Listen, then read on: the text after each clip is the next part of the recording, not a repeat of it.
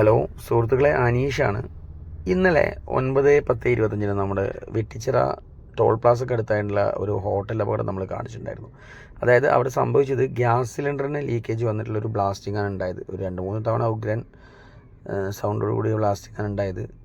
വലിയൊരു അപകടമാണ് ഒഴിവായത്. Electric line കാര്യങ്ങളൊക്കെ മുമ്പിലൂടെ പോകുന്നതാണ്. പിന്നെ തൊട്ടടുത്തൊരു ഫർണിച്ചർ ഷോപ്പിന് കുറച്ച് നാശനഷ്ടങ്ങൾ ഉണ്ടായി എന്ന് പറയുന്നുണ്ട്. പക്ഷേ ഇവിടെ ആളപായമൊന്നുമില്ല ഹോട്ടലിലൊന്നും. പക്ഷേ ഒരു കുടുംബത്തിൻ്റെ പൂർണ്ണ വരുമാനമാർഗ്ഗമായിട്ടുള്ളൊരു ഹോട്ടൽ പൂർണ്ണമായിട്ടും കത്തി നശിക്കാനുണ്ടായത്. പക്ഷേ ഇവിടെ നമ്മൾ ശ്രദ്ധിക്കേണ്ട ഒരു വലിയ വിഷയം എന്താണെന്ന് വെച്ച് കഴിഞ്ഞിട്ടുണ്ടെങ്കിൽ, നമ്മുടെ ഹൈവേകളിലൊക്കെ, ഇതിപ്പോൾ ഹൈവേ എന്നല്ല, നമ്മുടെ പല ഭാഗങ്ങളിലായിട്ട് ഉണ്ടാവാറുണ്ട് ഫർണിച്ചർ ഷോപ്പുകൾ, അതുപോലെ മറ്റുള്ള സ്ഥാപനങ്ങളൊക്കെ കത്തലും ഷോർട്ട് സർക്യൂട്ട് കാര്യങ്ങളായിട്ട് ഉണ്ടാവാറുണ്ട്. അല്ലാന്നുണ്ടെങ്കിൽ ഇതുപോലത്തെ മൈന്യൂട്ട് ആയിട്ടുള്ള എന്തെങ്കിലും അശ്രദ്ധ കൊണ്ടൊക്കെ സംഭവിക്കുന്ന പ്രശ്നങ്ങളുണ്ടാകും. ഒരു പരിധിവരെ ഇതിൻ്റെയൊക്കെ ഒരു വ്യാപ്തി കുറക്കാൻ കഴിയുന്നത് നമ്മുടെ ഫയർ റെസ്ക്യൂ സംവിധാനം, നമ്മുടെ പ്രത്യേകിച്ചും ഹൈവേകളിലൊക്കെ നിയർ ബൈ ആയിട്ട് ഒന്നുമില്ലെങ്കിൽ ജില്ലയിൽ 1-2 യൂണിറ്റുകൾ എന്നുള്ള നിലക്ക് ഫയർ സ്റ്റേഷൻ അല്ലെങ്കിലും ഫയർ യൂണിറ്റുകൾ സാധ്യമാക്കുന്നൊരു സംവിധാനം അധികാരികൾ എത്രയും പെട്ടെന്ന് കൊണ്ടുവരേണ്ടത് അത്യാവശ്യമാണെന്നുള്ളത്, പ്രത്യേകിച്ചും ഹൈവേ ഓപ്പൺ ആകുന്നതിന് മുമ്പെങ്കിലും